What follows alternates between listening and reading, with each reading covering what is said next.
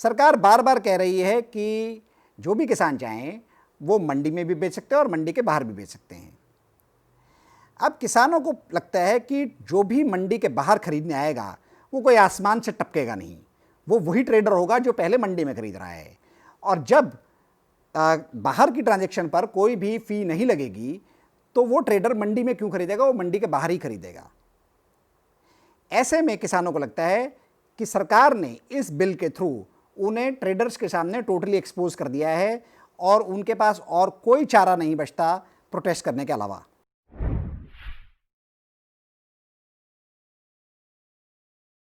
नमस्कार and welcome to कानूनन। कानूनन में आज हम बात करेंगे भारत सरकार द्वारा लाए गए 3 नए कृषि संबंधित कानूनों की।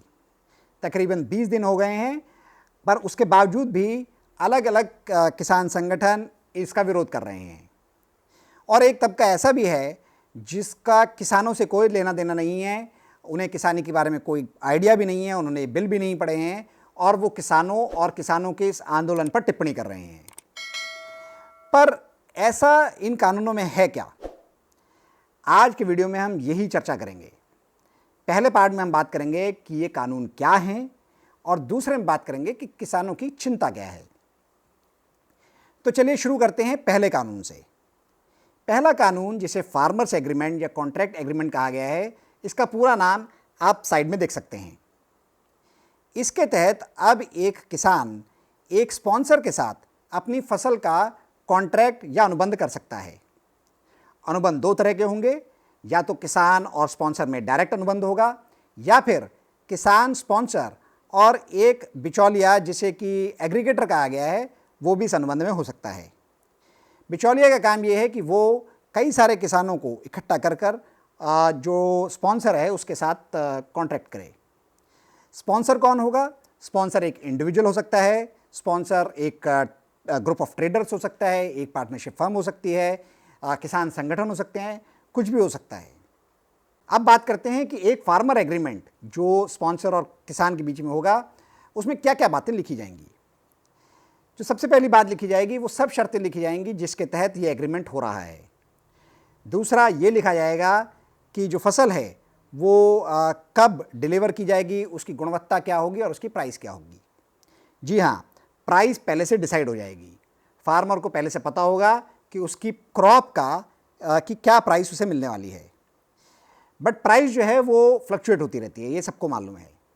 इसलिए एक्ट में ऐसा कहा गया है कि जिससे कि किसानों को नुकसान ना हो, तो एक मिनिमम गारंटेड प्राइस आपको देनी पड़ेगी और साथ में एक प्राइस रेंज देनी पड़ेगी जो तभी वैलिड होगी जब प्राइस ओवरऑल मार्केट में ऊपर जाए। इस प्राइस को प्रीमियम या बोनस प्राइस कहा गया है।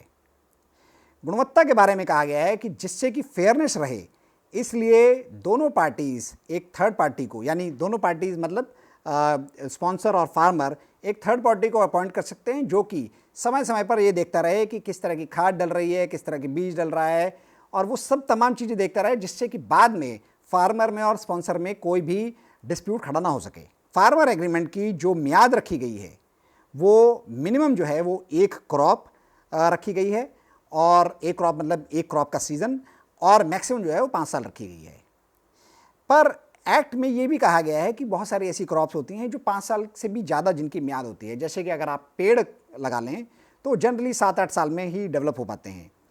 अगर इस तरह के फार्मिंग का एग्रीमेंट स्पॉन्सर और फार्मर के बीच में हो रहा है तो ये कहा गया है कि एग्रीमेंट में ये बिल्कुल क्लियरली लिखना पड़ेगा कि ये जो टोटल जो मियाद है वो कितनी है। अब बात करते हैं कि एक्ट ये भी इंश्योर करता है कि फार्मर्स की लैंड को ट्रेडर जो है या जो स्पॉन्सर है वो ग्रैब ना कर सके।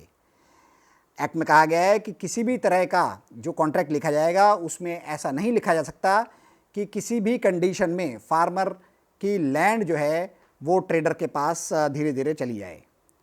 दूसरा, फार्मर्स को इस बात की भी प्रोटेक्शन है कि ट्रेडर या जो स्पॉन्सर है वो किसी भी तरह का निर्माण जो फार्मिंग लैंड है उस पर नहीं करवा सकता।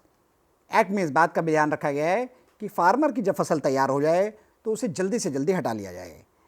एक्ट में कहा गया है कि जब एग्रीमेंट लिखा जाएगा तो उसमें ये लिखा जाएगा कि स्पॉन्सर एक तय समय के अंदर अंदर ही जो भी प्रोड्यूस है उसे उठा लेगा।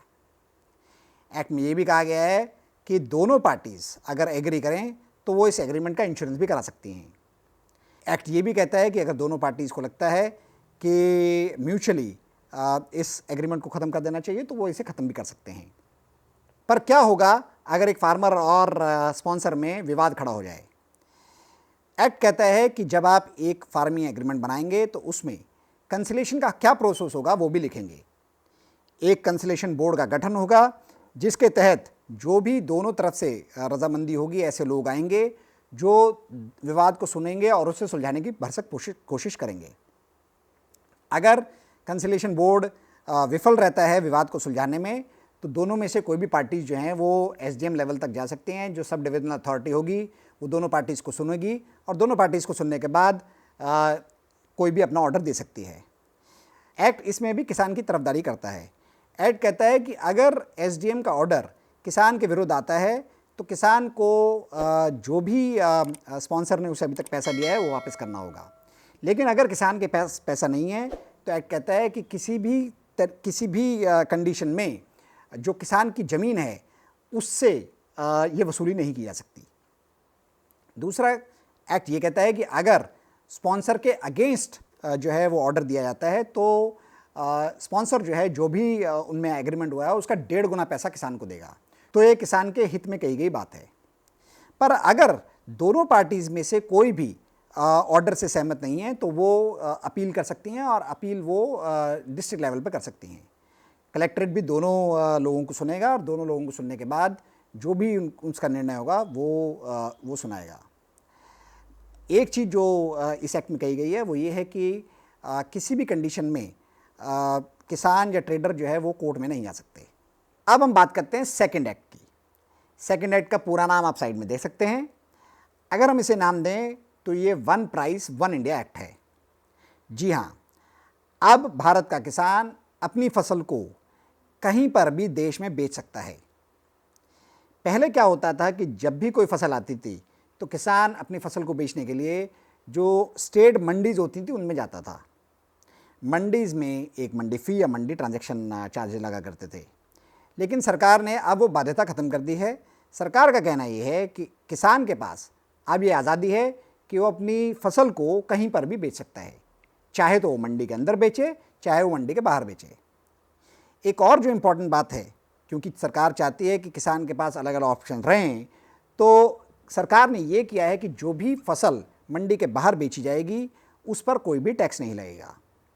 ये एक बहुत अच्छा कदम है क्योंकि अब किसान के पास बहुत सारी ऑप्शंस होंगी अपनी फसल को बेचने का। एक और चीज़ जो बोली गई है वो ये है कि अगर किसान या कुछ ट्रेडर्स चाहें तो वो एक पोर्टल बना सकते हैं जिस पोर्टल के थ्रू वो देश में कहीं पर भी अपनी फसल को बेच सकते हैं। इसमें एक ही प्रॉब्लम है कि जो सेंट्रलाइजेशन है वो नहीं हो रहा, क्योंकि एक सेंट्रल पोर्टल की बात नहीं कही गई है। इसमें यह है कि जो चाहे वो पोर्टल बना सकता है और पोर्टल वो आदमी बना सकता है जिसके पास पैन कार्ड है अंडर आईटी एक्ट 1961। लेकिन उसके बावजूद भी ये एक्ट बहुत अच्छा है क्योंकि किसानों को ये आज़ादी देता है कि वो मल्टीपल जगह पे अपने प्रोड्यूस को बेच सकते हैं। इस एक्ट में ये भी कहा गया है कि ट्रेडर्स जो किसानों के साथ डील कर रहे हैं वो एक तय समय के अंदर अंदर उन्हें पेमेंट करेंगे। अगर आपको पता हो तो आज की डेट में जब यूपी में या कहीं और पर भी गन्ना जो है वो बिकने के लिए आता है तो बहुत सारी गन्ने की मिल्स सालों साल जो है वो लोगों की पेमेंट नहीं करती हैं। हमें उम्मीद है कि इस एक्ट के तहत अगर देखा जाए तो वो पेमेंट उन्हें तुरंत के तुरंत करनी होगी। अब बात करते हैं कि अगर कोई डिस्प्यूट हो जाए, तो अगर डिस्प्यूट हो गया तो जैसा हमने पहले एक्ट में बोला वैसा ही दूसरे एक्ट में भी है। पहले आप कंसिलेशन बोर्ड में जाएंगे, कंसिलेशन बोर्ड में अगर रिजोल्यूशन हो गया तो बहुत अच्छी बात है, अगर रिजोल्यूशन नहीं हुआ तो आप एसडीएम लेवल पर जाएंगे और एसडीएम लेवल पर नहीं हुआ तो फिर आप डीएम लेवल पर जाएंगे। इसमें भी आपको कोर्ट में जाने की आज़ादी नहीं है। तो ये था दूसरा एक्ट। अब बात करते हैं तीसरे एक्ट की। तीसरा एक्ट अभी राज्यसभा में पास नहीं हुआ है, लेकिन वो है एसेंशियल कमोडिटीज़ एक्ट जिसमें अमेंडमेंट किया गया है। पहले क्या होता था कि बहुत सारी फसलें जो थी वो एसेंशियल कमोडिटीज़ में आती थी। क्योंकि वो एसेंशियल कमोडिटीज़ में आती थी इसलिए उनका भंडारण पे एक लिमिट थी। यानी आप एक तय लिमिट तक ही उन्हें स्टोर कर सकते हैं। लेकिन सरकार ने जो नया अमेंडमेंट लेके आई है उसमें इस भंडारण पे जो रोक थी उसे हटा दिया है। सरकार ने कहा है कि भंडारण पे रोक सिर्फ तभी लगेगी जब कोई आपदा आ जाए, या तो वॉर हो जाए, या प्राइसेस इतने बढ़ जाएं कि वो 100% से भी ज़्यादा ऊपर चले जाएं, तभी सरकार इंटरवीन करेगी, अदरवाइज़ वो नहीं करेगी। ये एक्ट थोड़ा सा गड़बड़ है क्योंकि किसानों की बहुत लंबे टाइम से ये डिमांड थी कि भंडारण के चलते उनको सही प्राइस नहीं मिलता है। किसान चाहते थे कि इस पे उन्हें कुछ रिलीफ मिले, बट ऐसा इस अमेंडमेंट में होता हुआ नहीं दिख रहा है। अगर बिल में सब अच्छा अच्छा है तो किसान इसका विरोध क्यों कर रहे हैं, वो सड़कों पर क्यों उतर रहे हैं? इसका पहला कारण है कि जब भी किसान अपनी फसल को बेचने के लिए मंडी में जाते हैं तो वहाँ पर एक ट्रांजैक्शन फ़ी या मंडी फ़ी लगती है, और जो भी ट्रेडर उस किसान की फसल को खरीदते हैं वो स्टेट APMC एक्ट के तहत जो भी रूल्स एंड रेगुलेशंस हैं उसके तहत खरीदते हैं, तो किसान बिल्कुल आश्वस्त रहता है। पर अब जो नया रूल आया है उसके हिसाब से किसान अपनी फसल को जब मंडी के बाहर बेचेंगे तो उस पर कोई भी ट्रांजैक्शन चार्जेस नहीं लगेंगे। तो ये देखने में तो बहुत अच्छी बात है, क्योंकि जब ट्रांजैक्शन चार्जेस नहीं लगेंगे तो किसान को काफ़ी चांसेस हैं कि उसको अपनी फसल का ज़्यादा दाम मिलेगा। पर किसान इस बात से भी वाकिफ़ है कि जहाँ पर ट्रांजैक्शन चार्जेस नहीं लगेंगे वो तो एक पहलू है, पर दूसरा पहलू ये भी है कि जो ट्रेडर्स हैं उन पर अब मंडी के कोई रूल्स भी नहीं लगेंगे। सरकार किसानों को इस बारे में आश्वस्त करने में बिल्कुल विफल रही है कि कैसे वो ट्रेडर्स को बांध के रखेगी। सरकार बार बार कह रही है कि जो भी किसान चाहें वो मंडी में भी बेच सकते हैं और मंडी के बाहर भी बेच सकते हैं।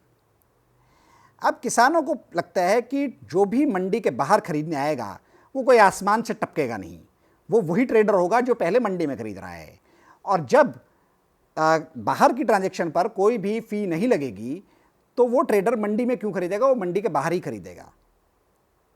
ऐसे में किसानों को लगता है कि सरकार ने इस बिल के थ्रू उन्हें ट्रेडर्स के सामने टोटली एक्सपोज कर दिया है और उनके पास और कोई चारा नहीं बचता प्रोटेस्ट करने के अलावा। जो दूसरा किसानों को डर है वो ये है कि धीरे धीरे मंडी बंद हो जाएंगी। किसानों को ऐसा लगता है कि जब मंडी के अंदर खरीद फरोख्त ही नहीं होगी और सारी खरीद फरोख्त जो है वो मंडी के बाहर होगी, तो मंडी की कोई यूटिलिटी नहीं रहेगी, और जो उन्हें आज की डेट में एक आश्वासन रहता है कि जो भी उनकी फसल है वो कहीं ना बिके तो मंडी में तो बिक ही जाएगी, वैसा आश्वासन उन्हें फ्यूचर में नहीं मिलेगा। आज की डेट में सरकार ऐसी बहुत सारी स्कीम चलाती है जिसमें सरकार मंडी से अनाज और चावल और बहुत सारी ऐसी चीज़ें हैं जो वो प्रोक्योर करती है, जो कि वो कम दामों पर वेलफेयर स्कीम्स में डिस्ट्रीब्यूट करती है। किसानों को ऐसा लगता है कि कल को अगर ये मंडी बंद हो गई तो सरकार ऐसे प्रोक्योरमेंट को करने के लिए बाध्य नहीं होगी, और ट्रेडर्स को तो आप बिल्कुल ही फोर्स नहीं कर पाएंगे कि वो जो भी प्रोड्यूस है उसको खरीदें। ये दूसरा डर है किसानों का। तीसरी जो आपत्ति है किसानों की वो है कि इस पूरी प्रक्रिया में कोर्ट्स को अलग रखा गया है। अगर आपको याद हो तो बिल्स में ऐसा कहा गया है कि जो भी अगर डिस्प्यूट हो जाते हैं ट्रेडर्स और किसानों के बीच में तो उसे कंसिलेशन बोर्ड या SDM या DM लेवल तक रिजॉल्व किया जाएगा। किसानों को ऐसा लगता है कि ट्रेडर्स इतने पावरफुल होते हैं कि वो इन अधिकारियों को ईजिली प्रेशराइज कर सकते हैं, और अगर डिस्प्यूट हो गया तो किसानों को कोई भी रिलीफ नहीं मिलेगी। सरकार किसानों को ये बताने में विफल रही कि उन्होंने इस पूरी प्रक्रिया में कोर्ट्स को अलग क्यों रखा।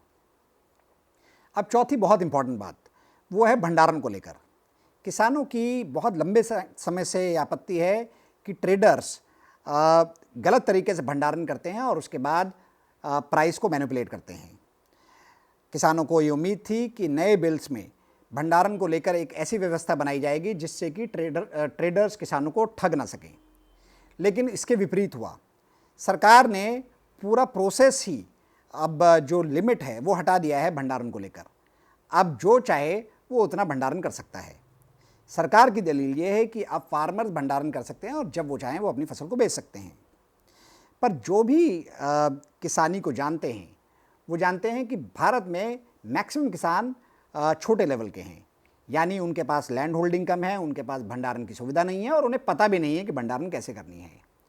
बहुत सारे किसानों की मंशा ये रहती है कि वो जैसे ही फसल आए खड़ी फसल को बेच दें, जिससे कि खेत जल्दी से जल्दी खाली हो और नई फसल वो लगा सकें। अब किसानों को लगता है कि जो ट्रेडर्स हैं वो लीगली भंडारण करेंगे और प्राइस को ऊपर नीचे करेंगे और इससे किसानों का शोषण होगा। लास्टली बात करते हैं एमएसपी की। एमएसपी बार बार जो है वो न्यूज़ में बहुत आ रही है। एमएसपी वो प्राइस होती है जो सरकार तय करती है कि उससे नीचे किसी भी फसल की खरीद नहीं होगी। फार्मर्स कह रहे हैं कि इस एमएसपी को लीगलाइज कर दिया जाए। सरकार का कहना यह है कि जब पिछले 50 साल 60 साल में इसे लीगलाइज नहीं किया गया और सरकारी ऑर्डर के हिसाब से एमएसपी चलती है, तो अब इसकी डिमांड क्यों उठ रही है। किसानों का कहना यह है कि क्योंकि बिल अभी आए हैं तो हम ये डिमांड उठा रहे हैं। एमएसपी को लीगलाइज करने का मतलब ये होगा कि जो भी किसान, चाहे वो मंडी में बेचे या मंडी के बाहर बेचे, उसको पता रहेगा कि अब जो भी उसकी फसल है वो इस तय लिमिट से नीचे नहीं बिकेगी, इससे ऊपर ही बिकेगी। सरकार ऐसा नहीं कर रही है और किसान इसका विरोध कर रहे हैं। तो ये थे 5 मुख्य कारण जिसकी वजह से किसान इन बिल्स का विरोध कर रहे हैं। हमें ऐसा लगता है कि अगर सरकार अलग अलग क्रॉप्स की एमएसपी को निर्धारित कर दे और एक लॉ बना दे कि एमएसपी हर साल जारी की जाएगी और वो इस बिल में डाल दे, तो किसानों का विरोध बहुत हद तक कम हो जाएगा। हमें उम्मीद है कि ये वीडियो देखने के बाद आपको पता चला होगा कि जो फार्मिंग रिलेटेड नए एक्ट हैं वो क्या हैं, क्यों किसान इन एक्ट्स का विरोध कर रहे हैं और कहाँ पर सरकार थोड़ा सा अगर चेंज कर दे तो शायद किसानों का जो आंदोलन है वो अपने आप समाप्त हो जाए। आपको ये वीडियो कैसा लगा, आप अपनी राय, अपने सुझाव कमेंट बॉक्स में लिख के भेज सकते हैं। अगर आप कोई पर्टिकुलर टॉपिक पर वीडियो चाहते हैं तो आप वो भी लिख के भेज सकते हैं, हम उस टॉपिक को भी कवर करेंगे। अगर आपको ये वीडियो अच्छा लगा तो आप कानूनन के और भी वीडियो दे सकते हैं। Thank you for watching this one.